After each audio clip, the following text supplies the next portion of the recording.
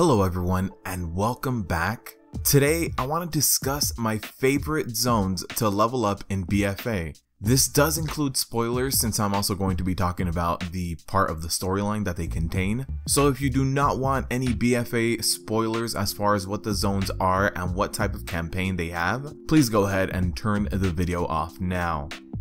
Now for the rest of you who want to know what each zone is, how engaging it is, and how much I personally enjoyed it, let's go ahead and jump right into it. My favorite zone is Zundel. The main reason why this is my favorite zone is the environment and the aesthetics. This place is a giant and beautiful jungle with troll pyramids, ruins, and dinosaurs. There are also certain areas where the lush jungle does open up for a bit of beachside questing, and it does a good job of breaking up the jungle. But the Zundel trolls are basically Aztec in influence, where they have their pyramids, the armor designs, and the architecture all reminds me of Aztec. This whole area is also very quest dense as well if you want to knock out a lot of quests very quickly. And the main quest line is just in general to help out the Zundel trolls, to help out the king, and to stop an overthrow for the throne.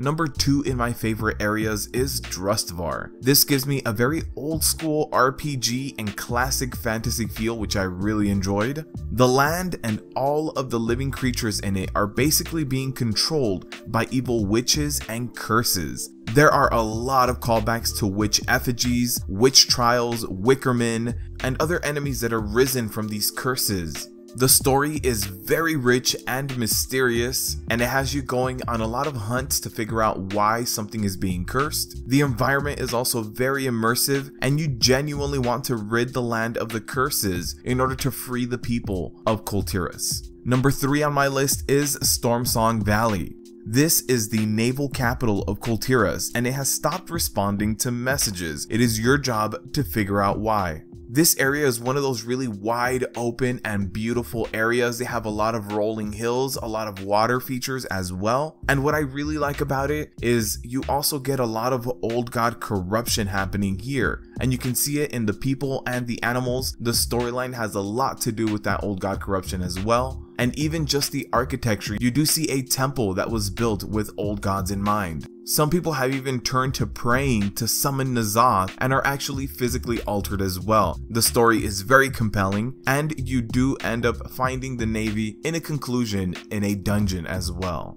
Now my 4th favorite zone is Nazmi Er. There is a lot of Loa influence, which Loa are the troll gods. Also, this is the location for the first raid in this expansion, Uldir. There are a lot of blood trolls everywhere, and they also pray to the Loa of death.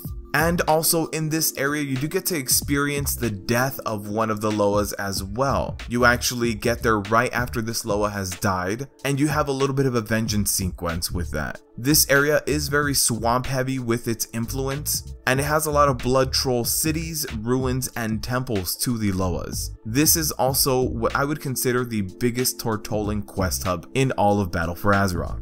Number 5th on my list is Terra Guards Sound, the home of the Kultiran humans. This is a very dense and city-driven hub around the capital city. The terrain leaves a lot to be desired. It is very uneven and spread out with really big water masses, so ideally you want water walking when going through this area. There's a little bit of witch corruption as well, but besides the main story quest and the main city, the story was not as interesting to me as the other 2 zones. And the bottom of the list, the last zone for me is Dune. In this area, you have to help save the Vulpirans, give them space to establish, and keep the snake threat to the north at bay. So this area, what it really felt like to me was one big escort mission with the Vulpirans, escorting them from establishment to new establishment to finally getting a little outpost set up, and also just slowly going over to the snake people, killing 10 of these, 10 of those, ransacking their city, going to their temple. It seemed very generic and straightforward, and not too much in the form of exploration and storytelling. Now I know there are a lot of people that really like the Vulpirans, so if you do want to mingle with those Vulpirans, this is the zone to do it in, because this is the zone that they're in the most.